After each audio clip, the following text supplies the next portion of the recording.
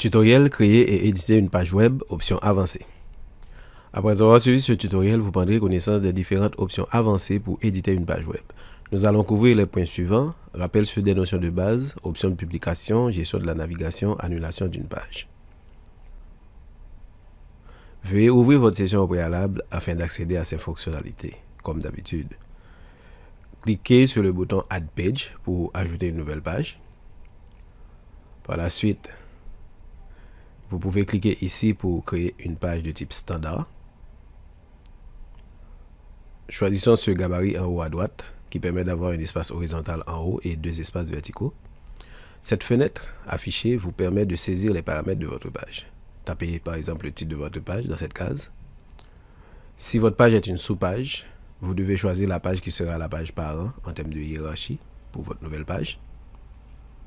Ici, vous pouvez modifier le titre du lien assigné à votre page, aussi appelé URL. Il est affiché dans la case supérieure de votre navigateur comme Chrome, Firefox, etc. Maintenant, cliquez sur le bouton Create pour confirmer la création de votre page. Ainsi, vous avez en haut cet espace horizontal, le premier espace vertical à gauche et le deuxième espace vertical selon le gabarit que nous avons choisi précédemment. Par exemple, dans cet espace, vous pouvez saisir des communications additionnelles ou importantes, des annonces, des promotions, d'activités. Vous pouvez cliquer sur le signe plus pour ajouter des objets dans cet espace, comme des maps et autres. Vous pouvez aussi saisir à droite des contenus dans le corps de votre page. Et avec le signe plus, encore une fois, vous pouvez ajouter des objets comme calendrier, images et autres. L'option Share, ici à droite, vous permet d'imprimer le contenu de votre page, d'inclure un lien de partage vers les réseaux sociaux. À présent, découvrons les paramètres avancés. Cliquez sur l'onglet en haut, sur l'onglet Advanced pour accéder à d'autres options.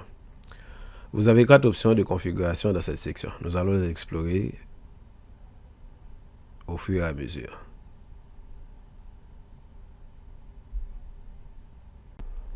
Vous pouvez changer votre structure de page, aussi appelée layout, en cliquant ici. Plusieurs formats sont disponibles comme vous le voyez.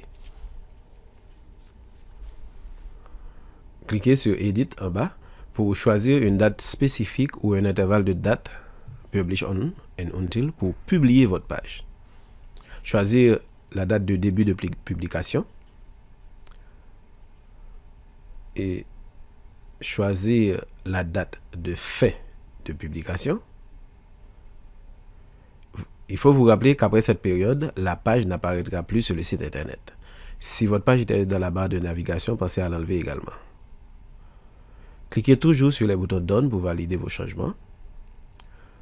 Ici, cochez pour appliquer les mêmes permissions, éditeur, admin, etc. dans la page parent de la page en cours s'il y a lieu. Si vous le désactivez, vous avez la possibilité d'attribuer un mot de passe et de définir les utilisateurs qui ont droit d'accès. Cliquez sur Done pour modifier.